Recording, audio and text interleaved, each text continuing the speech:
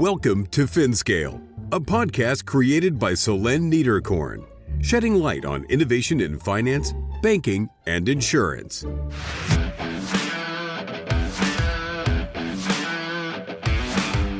Wealth of Change, a startup branching out from tradition. Dr. Tillmann Lang, CEO and co-founder of Inyova. In other markets, that would be already the winning argument. And here, people just don't care so much. There's an impressive statistic when it comes to mortgages that the Swiss person, on average, when it goes to look for a mortgage, they get, I think, 1.6 or 1.7 offers, right? So, and that's, a big financial investment. And most people just go to their bank and say, I need a mortgage, and then they take whatever the bank offers them. If you go to a market like Germany, there are a million online platforms where you would immediately compare 50 different offers. So it's much more price competitive. So that is something peculiar about the Swiss market. They love their banks, and it's not easy to get them to switch, even if have a much better service, much better cost structure. Tillman emphasized a remarkable alignment in values. From the way Inyova was designed, everything is in harmony, from its core principles to its broader mission. Beyond this, it's always interesting to explore how a WealthTech company evolves in a country where wealth management has been a cornerstone industry for generations. We're talking about Switzerland, its deep respect for tradition, the complexity of technological interconnections, and the precision it brings to innovation. You'll also gain insight into what drives this startup, which is expanding across Europe, particularly through Germany. We dive into the founders' entrepreneurial convictions around sustainability, why they chose to launch Inyova, how the company has structured itself, and what their ambitions for the future are. Lastly, we discuss governance and the various committees established to guide them in their growth and ensure they remain aligned with their mission. Enjoy the show!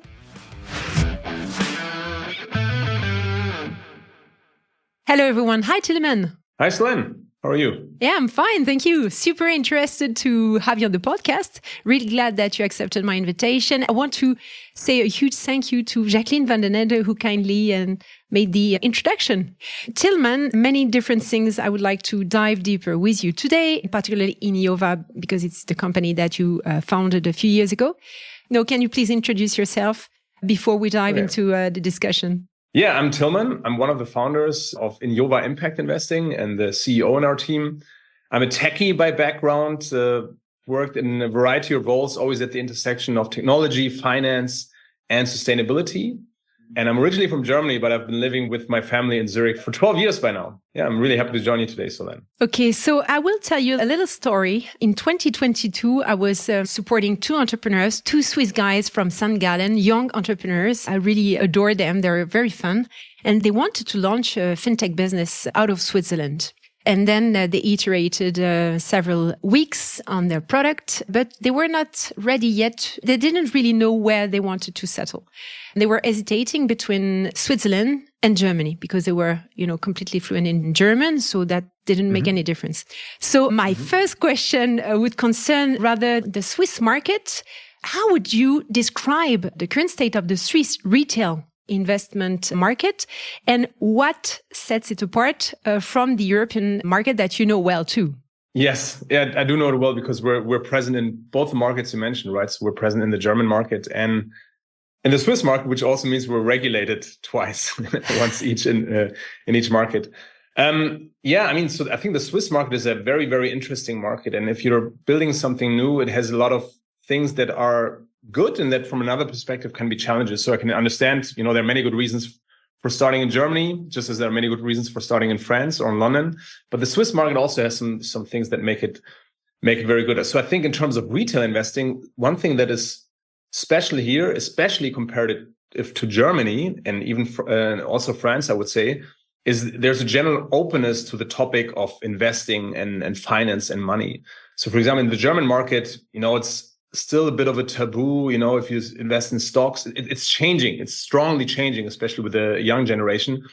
But still, most people don't invest. And in Switzerland, finance and banking and investing is just so present that there's, it just has a different space. So you need to do less education. There are less hurdles to clear to get to people think about money and try out new stuff. I think that's something that's beautiful. I think regulation-wise, also Switzerland is doing some things right. They're quite strict, but they're, I would say, pragmatic, and you can talk to them. That's something we like.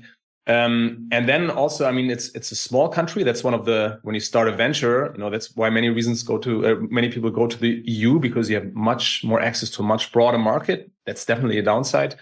But it is a somewhat heterogenic market where you can find quite different customer profiles, right? You have in Zurich, there's many expats. In the Romandie, there's many expats, but you also have very rural areas. You have very urban areas, all at a smaller scale. But so if you want to, try out a business model, it does have some advantages. And we like it here, right? We also went to Germany. We like it in Germany too.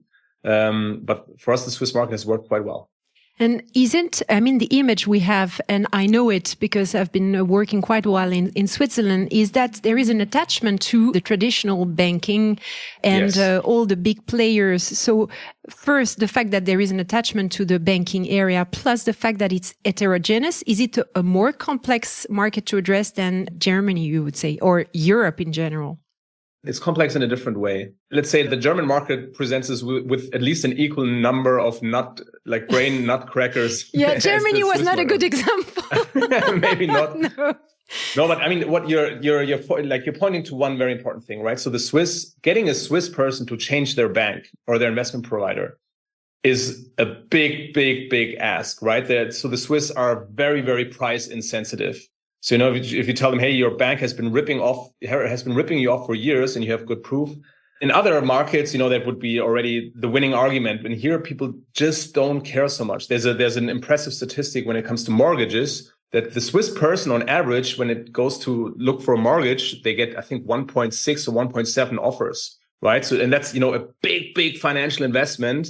And most people just go to their bank and say, I need a mortgage. And then they take whatever the bank offers them. If you go to a market like Germany, there are a million online platforms where you would immediately compare 50 different offers. So it's much more price competitive. So that is something peculiar about the Swiss market. They love their banks and it's not easy to get them to switch, even if you have a much better service, much better cost structure. There's quite some inertia. Interesting.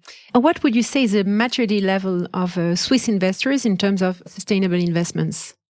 So when it comes to sustainability, we don't see, a drastic difference between the market here and market elsewhere. I mean, in general, the sustainable investing market, both from a supplier side, but also from an investor or consumer side, is, evolving really, really drastically and dramatically, not dramatically in the bad sense, but dramatically in the sense that it swings quite a bit, right? So there was a huge boom time, 2020, 2021, even to the beginning of 2022.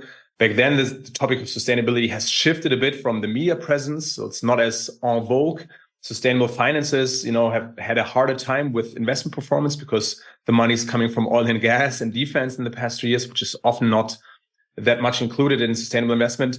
But at the basis, you have a very strong underlying mega trend that has not changed at all. So if I just look at our numbers, we've been growing throughout all these times. But the way we've been growing and the kind of things that we talk to our customers about, that has changed. But not so much between, Switzerland and others, more like between this year and last year and maybe demographics. And the proportion of your clients in general, the population that is interested by those topics is rather younger. Would you say that? That's something that is often portrayed like this, right? The young people want sustainability and the baby boomers, they don't care. They just want to spend all the money. That's not true. Our impression is that for the younger generation, there's a broader interest. So more people will be interested in sustainability offerings. But when it comes to the depth of their interest, let's say, how are they trading this off versus other things?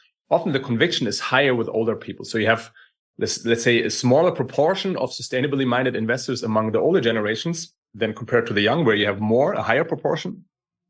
But their conviction is different.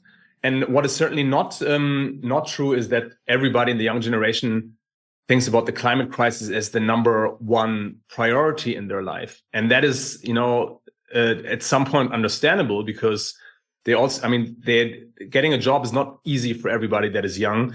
They know they're not getting any pension. Now there are also all sorts of security concerns. And then, if you go to some parts of Germany, for example, you have a number of other concerns too. So safety is becoming a big issue. And we see that, and that it can, phase out more longer term concerns, such as the climate crisis. And if you look at elections in Germany, we just had a huge right-wing shift in elections. And that right-wing shift was strongest among the youngest voters. That's something that's strong, very, very disconcerting for a Democrat, and especially for like a sustainability-minded Democrat like me. But it's simply wrong to say, the youngs only care about sustainability and the old ones don't care. It's not as simple as that. Yes. It's a bit black and white to see it like this. Yes. Just to finish on this Swiss part, if you take a look at all the initiatives that you see popping up from the incumbent, I follow, quite a lot what happens with my former employers, but I have a very narrow vision of Switzerland in that specific realm. What are the most interesting initiatives that you've seen those last 5 years, let's say? Well, I would say we saw hype initially, then we saw a bit of, a cool down period in the last 2 years, but the overarching trend is quite steady. And I think we're starting to see it re-accelerate right now. So what has happened in Europe, there 3 years ago, all the funds all of a sudden were Article 8 and Article 9 funds because that became, a label for sustainability. And then last year, all of them realized, wait a minute, that means we have to look into sustainability topics, but we don't do that. So let's reclassify and drop these labels.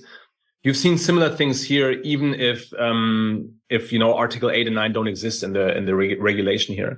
But what you do see is large companies, not only finance companies, but also finance companies that were very vocal about sustainability, let's say deprioritizing that in their communications, into a second layer message. And you can also see that in their offerings and their marketings.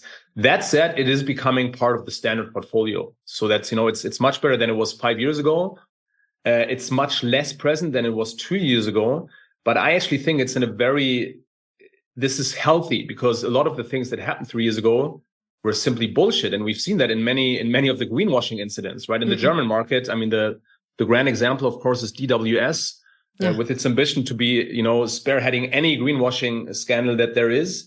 That's creating a lot of mistrust in the market because everybody thought sustainability is super important, but never even, cared to realize that it's a difficult thing to figure out. And if you want all the potential that is there, and there's lots of potential also in terms of financial returns, you need to actually, build up some capabilities. It's more than just putting a label on the fund.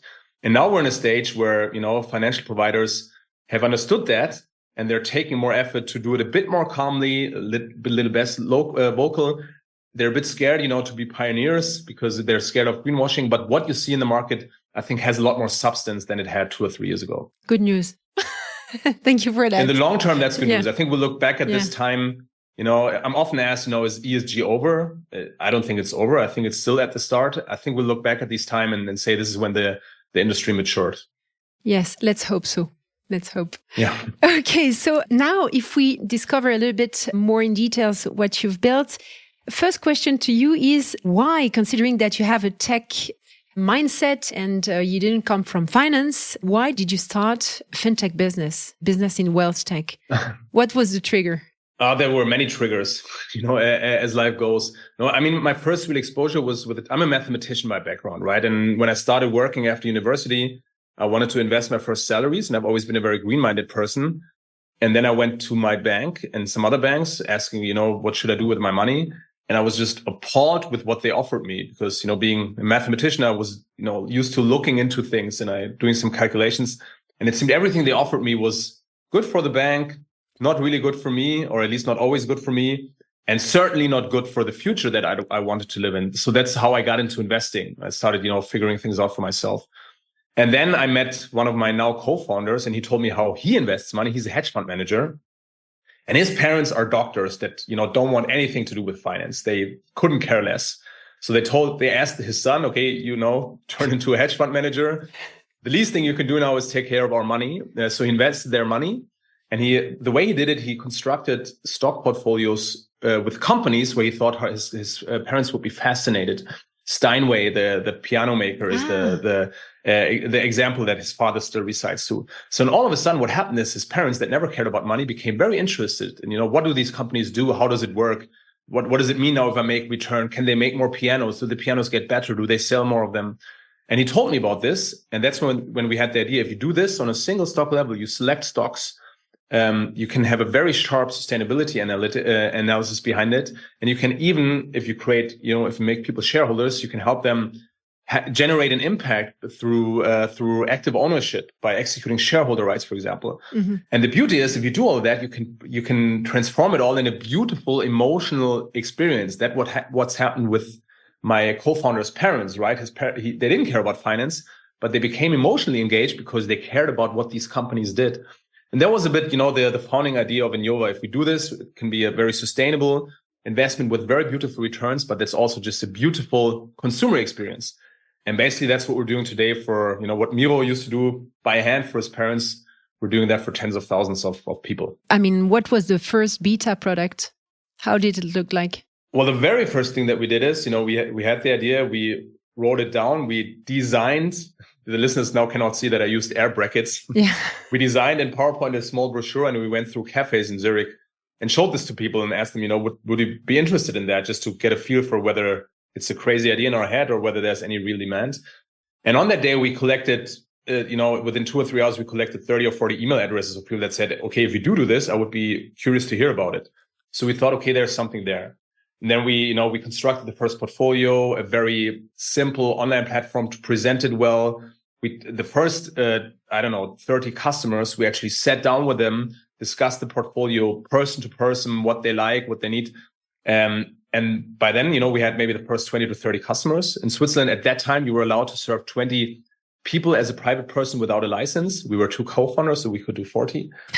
And based on that, we felt there's something there. We have a prototype that we stitched together. There's an initial market. We have 40 customers that have invested 5-digit amounts. So then we raised some money. Based on the first money, we invested, we built the first real platform. And this is how we've been building it forward ever since. Did you find a bank partner? Yes, we always need a bank partner. So our role is that of a wealth manager, right? So if you become a customer with us, so then we onboard you, and in the background, we open a bank account with you at a bank that is not us. It's a separate bank. And you don't need to worry about that. You'll see it. You'll sign a contract with them, but it's beautiful and digital and easy. And you never have to talk to the bank unless you want to. But your money and your stocks actually sit in the bank. We initially started with Interactive Brokers, which is a broker from London, as you might know. Yeah. But we talked about the Swiss market. You have to invest, you have to send money to London, and Swiss people don't like to send money outside of Switzerland. I mean, that's actually true for most countries. The Germans don't like send money to a non-German IBAN either. So it became very important that we find a Swiss partner. So then we onboarded our first Swiss transaction bank. And by now we work with a couple of different transaction banks. And the level of maturity of those banks from a tech perspective is okay and was okay at that time? Did you have a lot of APIs? No, because that's what I told you about those 2 young entrepreneurs that I met. From what I saw, the maturity level of Switzerland with regard to, for instance, open banking is not as developed than in Europe. So how did you manage to build several connections with several custodian banks with a poor connectivity level in some cases? So you asked whether it's okay. I would say we make it work, right? So most banks don't have APIs, right? So you work with SFTP servers and CSV files, and you need to build some technology behind that to make sure things work. But for example, doing stuff in real time is very difficult in Switzerland. That's, Switzerland is secluded from the rest of the market regulation wise. So it also gets less of this tech innovation. That said, I'm not sure if you compare it to what you can do in the United States or even in England. Of course. Continental Europe still, is in a different age. It's not only Switzerland. But, it's topics like trading with fractional shares. That's quite difficult in Switzerland, which I would say in Germany, that's already a standard. But let's say real time, sending money in real time, video-free account opening and KYC, that's also standard in other, like if you go to the Baltic countries, that's standard. If you go to England, of course, it's standard. But in Germany, that's difficult to do. Yes, you have ID Now. Yes, it's one of the only provider. No, and ID Now is one of the best partners that you can work with, but it's video ident, right? And other stuff. And the good news is there's quite some disruption in the German market, for example. You have a very cool new company called Lemon Market that is doing phenomenal work. Upvest is another example. So you have a couple of players now disrupting this infrastructure layer, making it easier to, bring consumer finance solutions to the market. So something is happening there, and that comes back to your original question. We see that in Europe. We don't see that in Switzerland so much. And that's the disadvantage of the small market. Because if you build this kind of infrastructure, you need a lot of scale to make money with it. And Switzerland does not have this scale. And you cannot just export it because, you need a different license. So great job. Great job. So you have developed that company, expanded the activity from Switzerland in the beginning and then outside of Switzerland in Europe via Germany, correct? So how many clients do you have now? How many digits? A 5-digit number. Okay. Oosh. Yeah. We don't always disclose. So usually when we're in a big financing round, we disclose it because we also have like we've given a large number of our customers to become shareholders 2 years ago. Okay. So then we make the numbers public, but in between we usually don't public our numbers. Who is your ICP? Our ICP, our ideal customer profile. Yeah. So in general, the value proposition that we offer is you get very good returns, you get very real, credible, traceable impact, sustainability impact, and you all get that with the beauty of Swiss technology, Swiss design, Swiss finance. So you have a huge sense of security and control there. So anybody that wants to invest money or needs to invest money and cares about the sustainability side of things is somebody that will be interested in what we have to offer, because it's very difficult, to combine these two things in a way that you can trust. And our strength is not only, in delivering an investment product that gives you financial returns and impact, but also communicating that to you in a way that, you don't have to spend your Saturday afternoon reading reports. You can have a very beautiful experience in your app and you still understand what's going on. That's actually quite difficult. It's a lot of complex topics that you need to communicate well. That's one of our strengths. So we talked about it before. That's young people, that's old people. It's typically people that, are, let's say, have a certain sustainability element in their lifestyle already and are looking to do more, because as it turns out with investment, it's, once you find a good provider, you don't need to forego returns. You don't need to pay a lot more, and you just have a good impact with the money that you need to invest anyway. So it's a good option. And in the beginning, so you were mentioning stocks with your co-founder, that he was investing in stocks. What is the nature of different instruments in which you invest for your clients? We have various. We do have stock portfolios. So that you can invest in diversified stock portfolios where we invest in companies that either already are quite sustainable or that are on a sustainability transition. The important thing is that only has impact if you start, exerting active ownership, exercising ownership rights, shareholder rights. If you just buy a Tesla stock, that doesn't change anything about electromobility. That's a very common misconception. Yeah. But if you engage with the companies, and that's something that we very strongly do, then you can actually, influence these companies for the better. So an example is we just had a huge engagement with a number of insurance companies, and Zurich Insurance, one of the large Swiss insurances, now really upped its game when it comes to its practices for insuring fossil fuel-based projects. So that can be very successful, very impactful.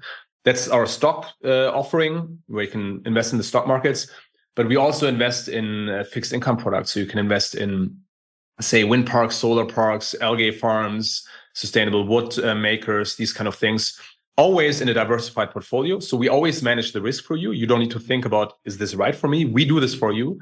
But that has a very direct impact, because these are projects that cannot happen if they're not capitalized. So they actually bring capital to the right place. And these are the only two things as an investor that you can do to have impact. You can either bring capital to where it's missing. That's, in fixed income markets and private markets, or you can become a co-owner, for example, in the stock market, and influence the company for the better. Those are the only two things as an investor that you can do.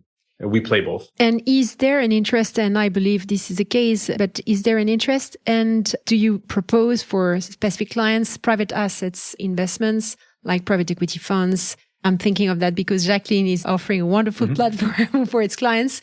So is it also the idea to offer private assets? Yeah, for sure. So I think that is very interesting, and there's a lot of demand. You mentioned Jacqueline's work with carbon equity. I mean, they're really, showcasing what a beautiful asset class inside, or what a beautiful offering inside the asset class of private equity climate technology can be in terms of very, very good impact, but also very good financial return. That is something that is very interesting. And you see a lot of movement in the market in general. So if you look at, there are a number of LTIFs have been launched, and LTIF is a new construct that allows, by the European Union, that allows retail investors to also invest in asset classes like private equity that traditionally are quite difficult for retail investors to invest into. And some of these new offerings are very, very successful. There were a couple launched just this year, and we expect many more to come in the next 12 months. At some point, that will be interesting for us too. But for us, if you compare us, for example, to what carbon equity does, is they actually, they provide the vehicle to invest into. We see ourselves more as portfolio managers, as wealth managers, where you come to us, you tell us, this is what I care about, this is how much risk I want to take, this is how much money I want to invest. And then we figure everything out for you, but we don't structure necessarily a private equity fund. No, of course not. But what I would love to see at some point is that you could invest in a carbon equity fund inside your Inyova portfolio. Yeah, clearly it will come one day. Hopefully. I've seen that, and I was amazed because it's not always the case. It's rarely the case that you have such a governance in place in a young company like yours. You have an advisory board, you have an investment committee, you have an impact committee. So I was interested to know what is the role played by all the different committees and what is the influence that they have on the direction of your company. Well, yeah. So, okay, that's funny that you say that it's uncommon. That's something that was very important to us from the beginning for a number of reasons. So, first of all, how it works is, the ultimate governing body of the company is the board, and then our board is a board that consists on very experienced company builders from tech and finance.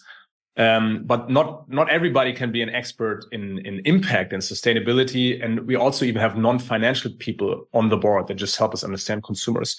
So we have these dedicated boards that make sure whatever we do in that regard is very sound. And for example, the impact board consists of academics, professors, but also practitioners from the sustainability side. And the board gets together twice a year. In between, we talk. And just to discuss what's going on in the industry, but they also take a very close look at what we do and our methods. And the job of the board is to ensure, that this is that it's scientifically sound, right? So we only promise stuff that we can actually deliver, that there's an empirical scientific basis that shows that what we do has an impact, for example. So we've always had the ambition, and that's something we've been able to live up to. We're way ahead, not only of the industry, but even of regulation often, right? So we're not only doing what is asked, we're way beyond that. We're really at the tip of where the science is in sustainable finance. That's that side. On the investment committee side, it's a bit different because our investment approach is not so much driven by what's the tip of the iceberg of this. Sorry, not what is the pioneer front of the science. That's much more conservative in the sense that we use the best practices from the past 60 years. So there we have very experienced portfolio managers from a variety of, let's say, portfolio management specialties. And they look at our investment philosophy, at our investment strategies. They look at the results we achieved, the performance, the risk, and all these kind of things, and help us make sure that we're on a good path there. These bodies are there to make sure that what we're doing is up to the best standard that you can live up to. You decided to have such a governance in place in the beginning. I mean, did you build all those different board and committees from start? It could be the case. In the beginning, it was just an advisory board. Yeah. And then we specialized it more. We say we need separate discussions just on the impact, and we need separate discussions just on the investment committee. So it formalized a bit. But we've always been, I think it has a bit to do from our background, right? So we are, my co-founder Eric and I, we met each other at ETH Zurich, one of the universities here, doing research together. So I think we've always been very conscious of that there's a lot that we don't know, and that one of the experiences when you understand a topic better, you actually learn more about what you don't know as you build more knowledge. So it's always been important to us with something as nascent as sustainability in general and sustainable finance in particular, that we need to stay very, very close to the science. So we've always, and our net, it's just also personal interest. We want to understand what's going on. So we've always had a very close exchange with these experts. And what we did over time is just we formalized it more. Mm-hmm. Interesting. But some of these people, they're also investors in the company. They're not just advisors. They're customers. They, use Inyova for their own pension investing and these kind of things. So these bonds are quite deep. They have skin in the game. Yeah, some of them, not all of them. Yeah. Some of them are very independent. But yes, some of them, influenced the founding idea in the beginning. Because, take Professor Falco Petzold. He was sharing. He was on the office next door when I was working in research at ETH, And we discussed impact investing for years while we went mountain biking before I started it with somebody else, but he's always been a strong advisor, and now he's on our board, and he's also one of our investors. Yeah. Great. Okay. So Tillman, what are your next steps at Inyova? Well, I mean, what we want to do is we want to bring impact investing to the mainstream. We want to make it the de facto standard in investing, right? So turning millions of people into impact investing is what we're after. And that's what we're working on. So we launched this year. One of our big news this year was launching our first fixed income product.